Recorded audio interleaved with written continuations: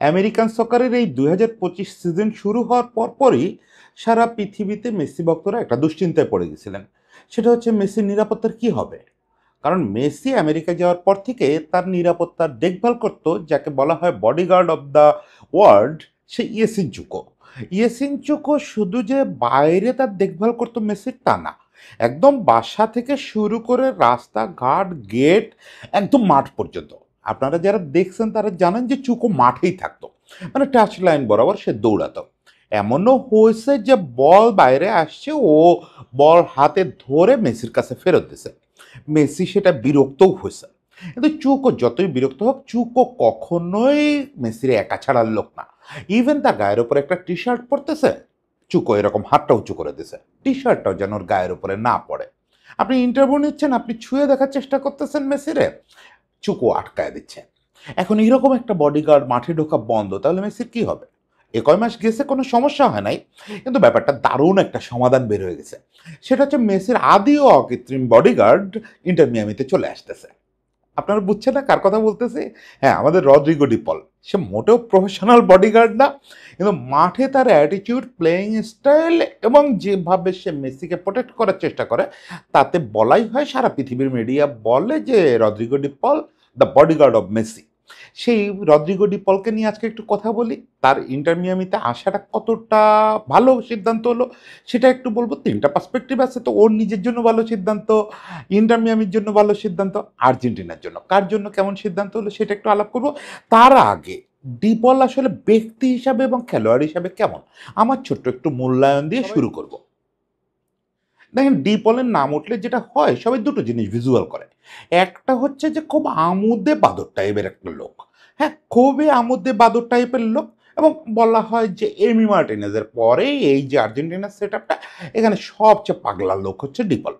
এটা একটা ভিজুয়ালাইজ করে সবাই। আর একটা জিনিস হচ্ছে যেটা বলে শুরু করছে, মেসির বডিগার্ড। এ দুটোর বাইরে ডিপলের তো একটা ফুটবলার সত্তা আছে, এবং সেই সত্তাটা যে মোটেও ছোট না সেটা তো আপনারা বোঝেন। যে রেসিং থেকে শুরু করে অ্যাথলেটিকও, কোনো জায়গায় তার পারফরমেন্সের কোনো সমস্যা কখনো হয় নাই। কখনোই এটা মনে হয় না যে ডিপল ঘটনাচক্র এই টিমের মেম্বার। বরং ডিপলকে আপনি যদি পুরোপুরি ফুটবলীয় অ্যাসপেক্ট থেকে দেখেন, তাহলে আপনি বুঝবেন যে এই যে আর্জেন্টিনার সর্বজয়ী হয়ে ওঠা এই টিমটার, তার পেছনে মানে একদম মেশিন রুমের নিচে, ওই যে জাহাজের নিচে যে মেশিন রুমটা থাকে না, ওই মেশিন রুম যে লোকগুলো চালাচ্ছে, তার ভেতরে সবচেয়ে গুরুত্বপূর্ণ হচ্ছে ডিপল। সেটা কেন? সেটা আপনি একটু খেলা দেখলে বুঝতে পারবেন। এর জন্য আপনার টেকনিক্যাল বিশেষজ্ঞ হইতে হবে না। আমার মতো মানুষ যখন বুঝতে পারে, আপনি, আমি, আমরা সবাই বুঝতে পারবো। সেটা হচ্ছে ডিপল কি করে। আমি শুরুতে একটু বলি, এখন আর্জেন্টিনার যেটা সবচেয়ে শক্তির জায়গা সেটা হচ্ছে মিডফিল্ডের ট্রায়োটা। এটা নিঃসন্দেহে বিশ্বের সবচেয়ে শক্তিশালী ওদের। এই ট্রায়োটাই তাদেরকে মূলত প্রাণ দিয়ে রাখছে। হ্যাঁ, অবশ্যই সামনে লিওনেল মেসি, তার সামনে জুলিয়ান আলভারেজ এবং লাউতারো মার্টিনেস, কখনো কখনো আলমাদা বা ছোটরা যারা আসতেছে, এগুলো সব ইম্পর্টেন্ট। কিন্তু মূল ম্যাজিকটা হচ্ছে মিডফিল্ড ট্রায়ো। মিডফিল্ড ট্রায়ো কে কে? ডিপল, ম্যাকঅ্যালিস্টার আর এনজো ফার্নান্দেস। এখন দেখেন, ম্যাকঅ্যালিস্টার আর এনজো ফার্নান্দেস, ওরা মূলত হচ্ছে একবারে ট্র্যাডিশনাল মিডফিল্ডার। মানে ওরা মিডফিল্ড থেকে খেলা তৈরি করবে। হ্যাঁ, ওরাও বল কেড়ে নেওয়ার কাজ করে, ওরাও বক্স টু বক্স মুভ করার চেষ্টা করে। ইভেন আজকাল অ্যালেক্সিস এবং এনজোকে আমি অনেক বেশি উঠতেও দেখি। মানে প্রয়োজন হলে তারা ফরওয়ার্ডদের মতো অ্যাটাকে চলে যায়। কিন্তু ডিপলের রোলটা দেখেন। এই ট্রায়ো যে ভুবনজয়ী হয়ে উঠছে, এখানে সবচেয়ে গুরুত্বপূর্ণ ব্যাপার হচ্ছে ডিপল। ডিপল একদম প্রতিপক্ষের বক্সের মুখ থেকে শুরু করে, মানে প্রতিপক্ষের পোস্ট থেকে শুরু করে নিজেদের পোস্ট, এই পুরাটা জায়গা সে অনবরত কাভার করতেছে। বল যে গতিতে উঠতেছে নামতেছে, সে সেই গতিতে উঠতেছে নামতেছে। মানে একটা রিয়েল ওয়ার্ক হর্স। আপনার মনে হবে মাঠের মধ্যে একটা ঘোড়া দৌড়ায় বেড়াচ্ছে। আপনি মিডফিল্ড জেনারেল বলতে লাতিন আমেরিকা চিরকাল যা বোঝায় তা অনেক সফট, তা অনেক নমনীয়, অনেক স্লো এবং অনেক শিথিল একটা ব্যাপার। সেটার সঙ্গে ডিপলের কোনো সম্পর্ক নাই। ডিপল ক্যারেক্টারিস্টিকভাবে ও কিন্তু জন্মগতভাবে হচ্ছে ইতালিয়ান বংশোদ্ভূত। আমার বরং ওরে ক্যারেক্টারিস্টিকভাবে অনেক বেশি ইউরোপিয়ান মনে হয়। যে ওর ভেতরে ইউরোপিয়ান মিডফিল্ডার, যে সব কিছু ডিস্ট্রয় করে দেবো এবং 90 মিনিট ধরে বক্স টু বক্স দৌড়াইতে থাকবো।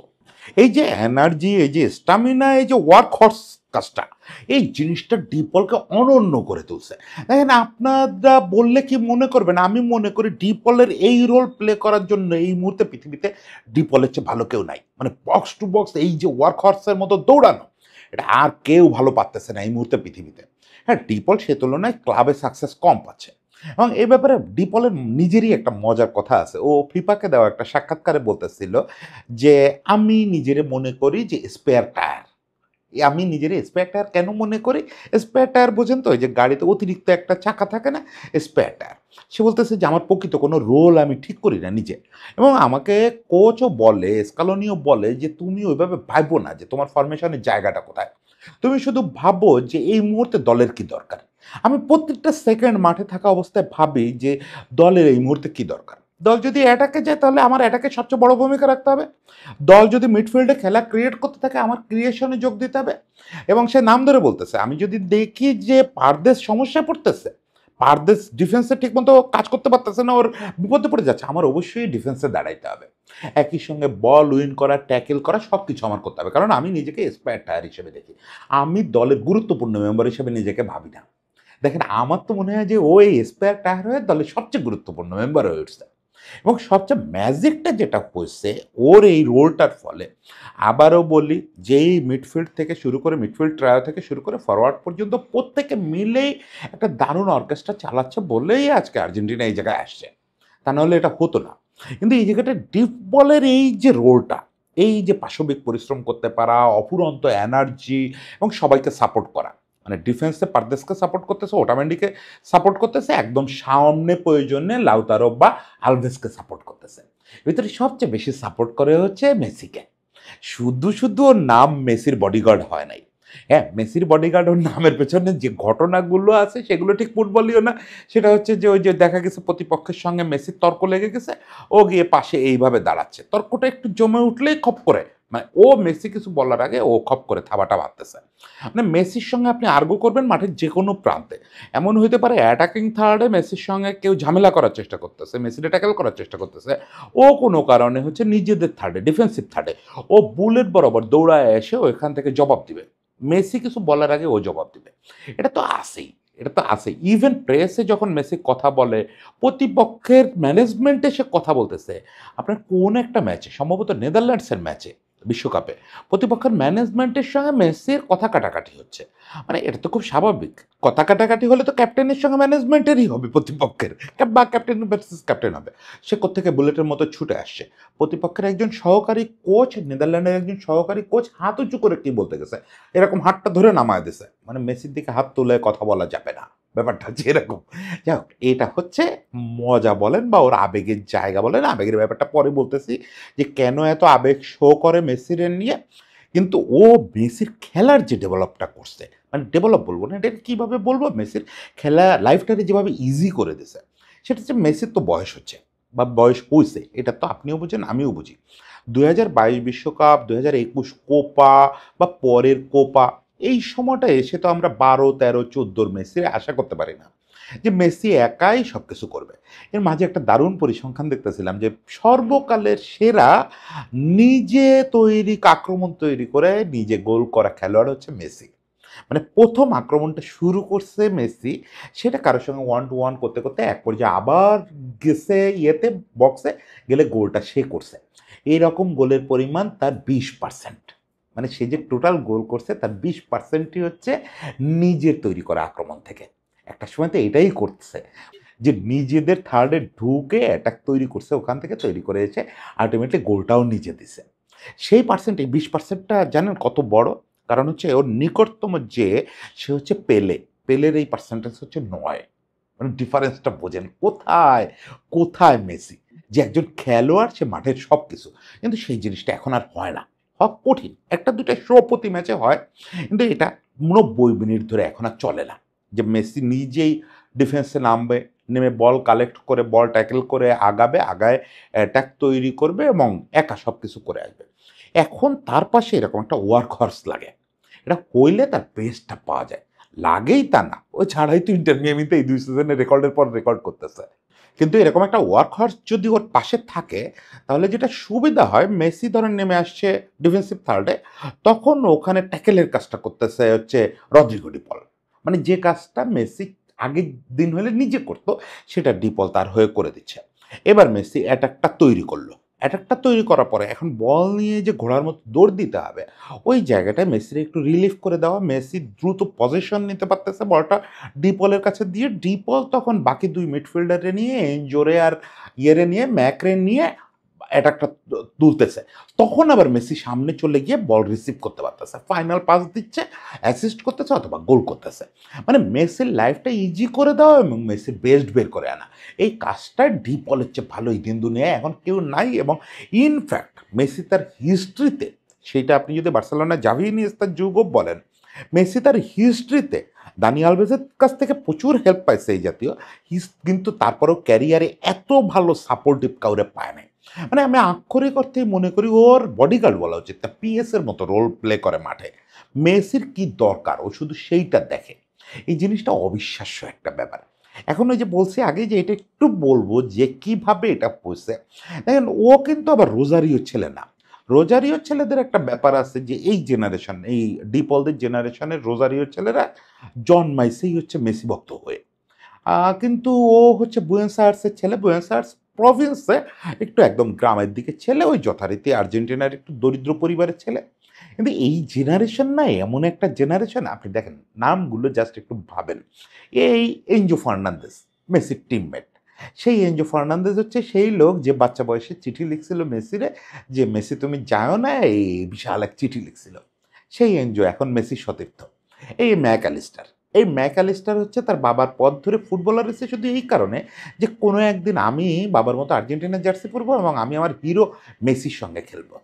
এই জুলিয়ান আলভারেজ একটা কফি শপে গিয়ে বসে থাকতো কেন, মেসির সঙ্গে একটা ছবি তুলবে বলে। এই ব্যাসটা তো আসলে এরা জ্ঞান হওয়ার পরে এদের কাছে দুনিয়ায় একটাই ব্যাপার যে যদি একবার মেসির কাছে যাইতে পারতাম। সেই জায়গাটা ডিপলের একটা সীমাবদ্ধতা কি, ডিপল ওদের মতো আবেগটা প্রকাশ করতে পারে নাই কখনো। এমন না যে ডিপলের আবেগ ওদের চেয়ে কম। ও যখন রেসিংয়ে আসছে ওর বয়স তখন 8 বছর। ও 4 বছর বয়স থেকে প্রফেশনাল ফুটবল খেলে, প্রফেশনাল মানে আনুষ্ঠানিক ফুটবল খেলে ওই নিজের বাড়ির এলাকায়। কি যেন নাম, সান্দার বা এরকম একটা নাম ওর গ্রামটার। ওখানে খেলে, ওখান থেকে রেসিংয়ে আসছে।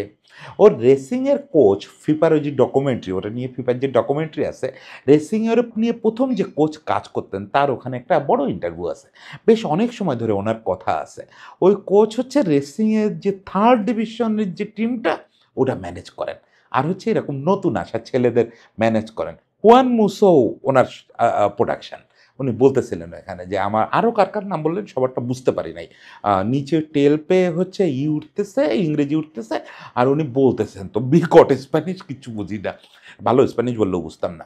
যাই হোক, ওখানে উনি বলতেছিলেন যে রদ্রিগোরে আমি যখন প্রথম দেখি আমি ওর সঙ্গে কথা বলাটা কঠিন ছিল, খুবই ইন্ট্রোভার্ট ছিল তখন, এখনকার মতো ছটফটে ছিল না, এখনকার মতো এত বেশি মজা করতো না। ওর তখন একটাই মিশন ছিল যে ও মেসি হবে। এখন ও কিন্তু ক্যারিয়ার শুরু করছিল গোলকিপার হিসেবে। উনি ওখানে বললেন যে ও যখন ওর গ্রামে খেলা শুরু করছিল প্রফেশনাল ফুটবল, তখন ছিল গোলকিপার। পরে নানা রোলে খেলছে, কখনো ডিফেন্সে খেলছে, কখনো ফরওয়ার্ডে খেলছে, কখনো মিডফিল্ডে খেলছে, কখনো উইংয়ে খেলছে। এবং উনি বললেন যে আমি একটা ফুটবলার পাইছি জীবনে, রদ্রিগোর মতো ফুটবলার আমি আর জীবনে পাই নাই, যারে যখন যেখানে বলতাম, ইনক্লুডিং গোল পোস্ট, মানুষ কথায় কথায় বলে অলরাউন্ডার, রদ্রিগোর মতো অলরাউন্ডার আপনি আপনার জীবনে দেখবেন না আর।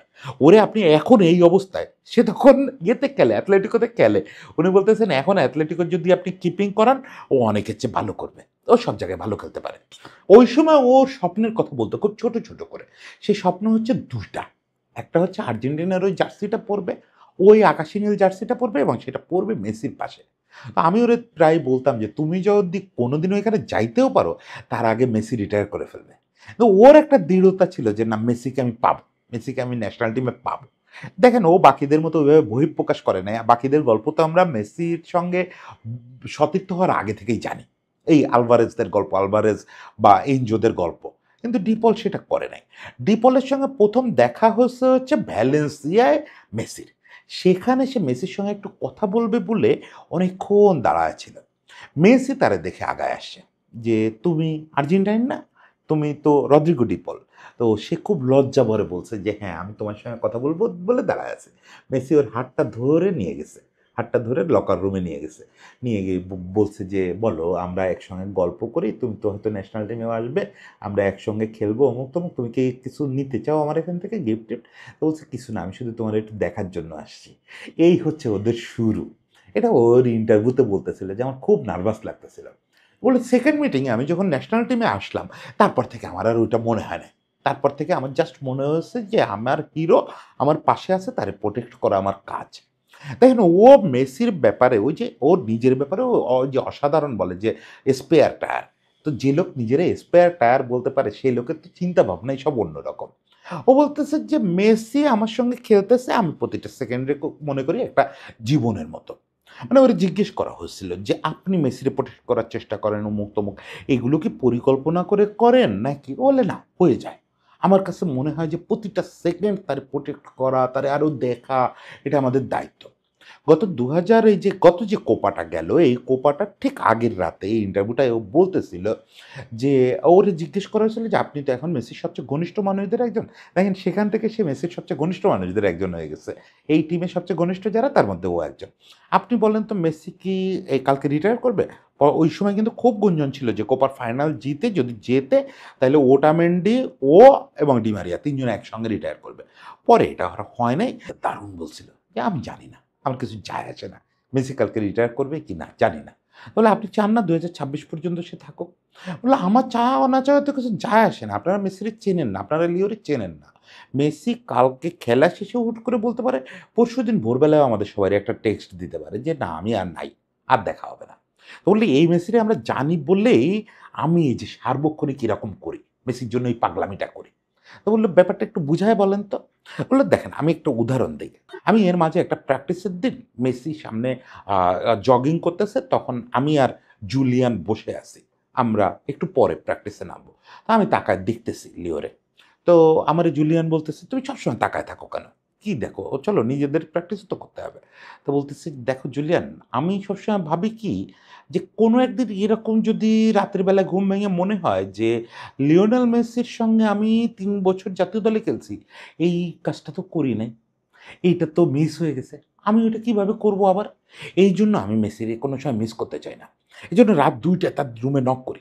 নক করে বলি যে, "আসো একটু কার্ড খেলি।"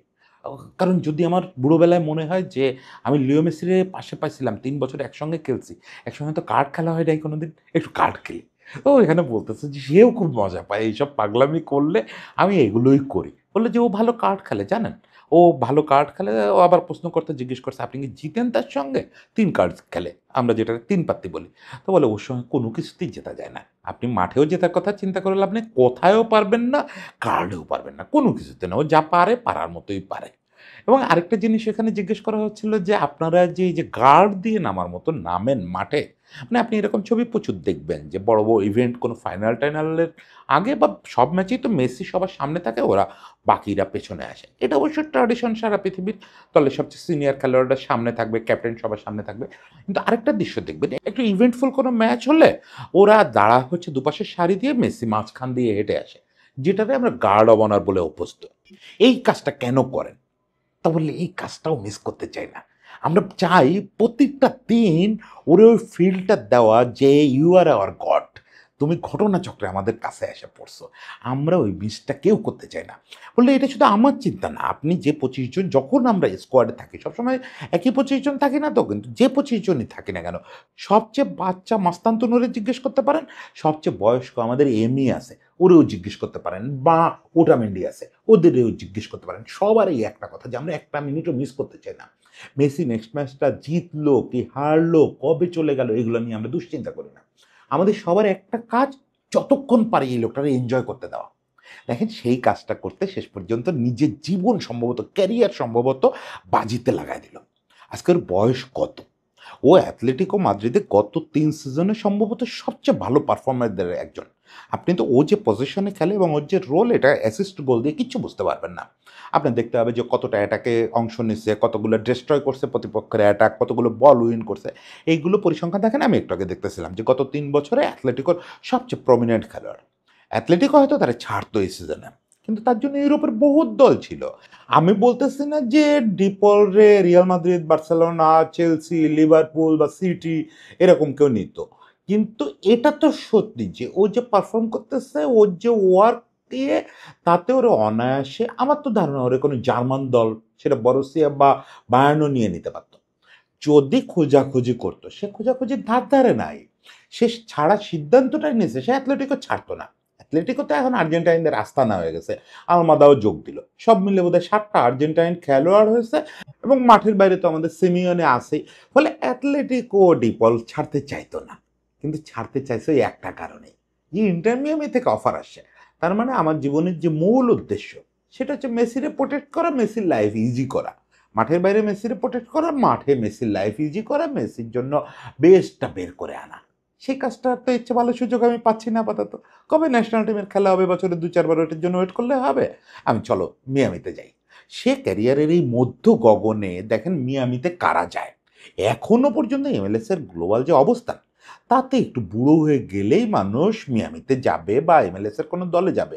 অ্যাটলিস্ট মিয়ামি, এমএলএস এর টপ দলগুলোর কথা আলাদা, এলে গ্যালাক্সি বা অন্যদের কথা আলাদা, ওদের ওখানে এখন তরুণ তারকারাও আসতেছে। তো মিয়ামিতেও একটা বুড়োদের আস্তানা, সেখানে ডিপল এসে হাজির। আর এখনো অফিসিয়াল কন্ট্যাক্ট হয় নাই, কিন্তু নিউজ মিডিয়ার যা খবরাখবর যে 2-1 দিনের মধ্যে ডিল হয়ে যাবে। এমনও হইতে পারে যে আমার এই কন্টেন্ট ছাড়তে ছাড়তে ডিল ফাইনাল হয়ে গেল। তার আসার উদ্দেশ্যই একটাই, আসার উদ্দেশ্যই একটাই যে সে মেসিরে হেল্প করবে। ডিপলের ব্যাপারে শেষ কথাটা যেটা বলি, যে ও কতটা মেসিরে ফিল করে, সেটা হচ্ছে যে যখন বিশ্বকাপের ক্যাম্প শুরু হলো, 2022 বিশ্বকাপের ক্যাম্প শুরু হলো, তখন ও একদিন ইয়ের কাছ থেকে, রিসেপশনিস্টের কাছ থেকে কিভাবে যেন মেসির রুমের চাবি ম্যানেজ করে ফেলছে। আমি জানি না এটা ডিপল বলেই হয়তো সম্ভব, আর এমি হইলে সম্ভব হতো।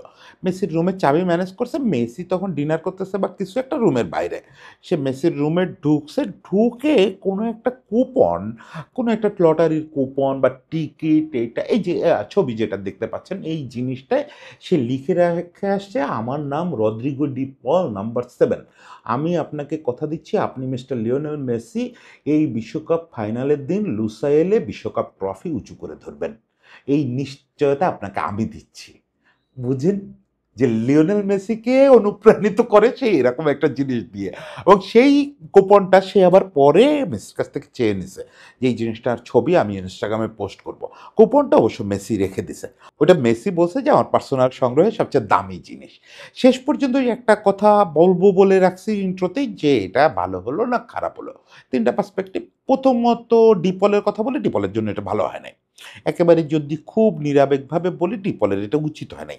এখনো পর্যন্ত মায়ামির যে অবস্থা, যেটা একটু আগে বললাম, বা এমএলএস এর যে অবস্থান, তাতে ডিপলের ইউরোপ ছাড়া উচিত হয় নাই। ইউরোপ ছাড়লেও তার উচিত ছিল হয় আর্জেন্টিনা বা ব্রাজিলে যাওয়া, নতুবা কম্পিটিটিভ কোনো লিগে থাকা। স্টিল এমএলএস ওই মানের কম্পিটিটিভ লিগ না, এখানে থেকে নিজেরা দীর্ঘমেয়াদে ধরে রাখা কঠিন হবে। হ্যাঁ, পরিস্থিতি তো বদলাতেই পারে, এমএলএস প্রতি বছর আগের বছরকে ছাড়া যাচ্ছে, এটাও আমাদের মাথায় রাখতে হবে। তারপরও ডিপলের জায়গা থেকে যদি বলেন, আমি বলবো এটা ভালো সিদ্ধান্ত হয় নাই, একদমই ভালো সিদ্ধান্ত হয় নাই। তারা সামনে লম্বা ক্যারিয়ার পড়ে আছে, তার এরকম করা উচিত হয় নাই। এবার আসেন যে মায়ামির কি হবে। মায়ামির বেশ উপকার হবে, বেশ উপকার হবে। মায়ামির আমি যেটা বড় সমস্যা দেখি, সেটা হচ্ছে যে তো আসলে ওয়ার্ক লোড নেওয়ার মতো লোকই নেই। সামনের দিকে সব হচ্ছে বুড়ো, মাঝখান থেকে শুরু করে সামনের দিকে হচ্ছে সব বুড়ো। ধরেন বুস্কেটস, আলভা, সামনে সুয়ারেজ, মেসি নিজেও তো বুড়ো, কিন্তু মেসি খেলতেছে তরুণদের মতো। এখন এইটা দিয়ে তো আসলে মিয়ামির পক্ষে রেগুলার ডমিনেট করা খুব কঠিন, যদিও এবছরও সম্ভবত তারা লিগ জিততে যাচ্ছে টানা দ্বিতীয়বারের মতো। যাই হোক, মিয়ামির জন্য এরকম একটা ওয়ার্কহর্স ভয়ানক গুরুত্বপূর্ণ ভূমিকা রাখবে। যদি সঙ্গে ওরা ডিফেন্সে 2-4টা ভালো ছেলে ম্যানেজ করতে পারে, তাহলে মিয়ামির পক্ষে পার্মানেন্টলি ডমিনেশন করা খুব কঠিন হবে না। কিন্তু মিয়ামি আমার দুশ্চিন্তা না, আমার চিন্তার জায়গা অ্যাকচুয়ালি ডিপল এবং আর্জেন্টিনা। ডিপলের জন্য ভালো হয় নাই, আর্জেন্টিনার জন্য অসাধারণ একটা ব্যাপার হচ্ছে। আপনি যদি 2026 বিশ্বকাপ মাথায় রাখেন, তাহলে এর চেয়ে ভালো ডিসিশন, এর চেয়ে ভালো ব্যাপার আমরা আর্জেন্টাইন ভক্তরা স্বপ্নও দেখতে পারতাম না। সেটা কেমন? ডিপল গেল আমেরিকায়, প্রথমত দেখেন এই হার্ড রক স্টেডিয়ামেও বিশ্বকাপের ম্যাচ আছে, মানে ও ভেন্যুগুলোর সঙ্গে মানায় নেবে, ওই পরিবেশের সঙ্গে মানায় নেবে। আমেরিকা তো এই কয় মাসে ওর ঘর বাড়ি হয়ে যাবে। ফলে আমেরিকায় আর্জেন্টিনার হয়ে যখন বিশ্বকাপ খেলবে এটার জন্য অনেক ইজি হবে। তার চেয়ে বড় ব্যাপার যে জিনিসটা স্কালোনিকে প্র্যাকটিসে 2 মাসের মধ্যে ঠিক করতে হতো, যে আরও বেশি মেসি ডিপল বন্ডিং তৈরি করা, মেসি ডিপলদের নিয়ে আরও অনেক রকমের এক্সপেরিমেন্ট করা, এটা স্কালোনি অদৃশ্যভাবে হাতে পেয়ে যাচ্ছে। সেটা হচ্ছে প্রতিদিন স্কালোনি নিশ্চয়ই ম্যাচেরানোর সঙ্গে প্রতিদিন কথা বলবে যে ম্যাচে এই কাজটা একটু করো তো, দেখো তো ডিপলরে দিয়ে এই কাজটা করানো যায় নাকি মেসির জন্য। প্রতিদিন মেসি আর ডিপল একসঙ্গে খেলবে, একসঙ্গে প্র্যাকটিস করবে আগামী কয়েক মাস বিশ্বকাপের আগ পর্যন্ত। তার মানে মেসি রে এমনিতেই তো সবচেয়ে ভালো বোঝে, সবচেয়ে বেশি ওরে কোঅপারেট করে, এখন এই জিনিসটা একটা ম্যাজিক্যাল লেভেলে চলে যেতে পারে, সেটা আমরা প্রত্যাশা করতে পারি। ফলে সবচেয়ে বেশি কাজে যদি কেউ উপকৃত হয় সেটা আর্জেন্টিনা। এখন দেখা যাক শেষ পর্যন্ত ব্যাপারটার ফসল কে ঘরে তোলে। এমনও হইতে পারে আনএক্সপেক্টেডভাবে সবচেয়ে বেশি উপকৃত হয়ে গেল ডিপল। দেখা গেল এমএলএস এর স্ট্যান্ডার্ড বেড়ে গেছে এবং আলটিমেটলি ডিপল এমএলএস এর সেরা খেলোয়াড় হয়ে গেছে। সেরকম একটা কিছুই হোক, তার আগে আর্জেন্টিনা আরেকটা বিশ্বকাপ জিতুক ডিপল মেসির কল্যাণে। সবাইকে শুভেচ্ছা, সবাই ভালো থাকবেন।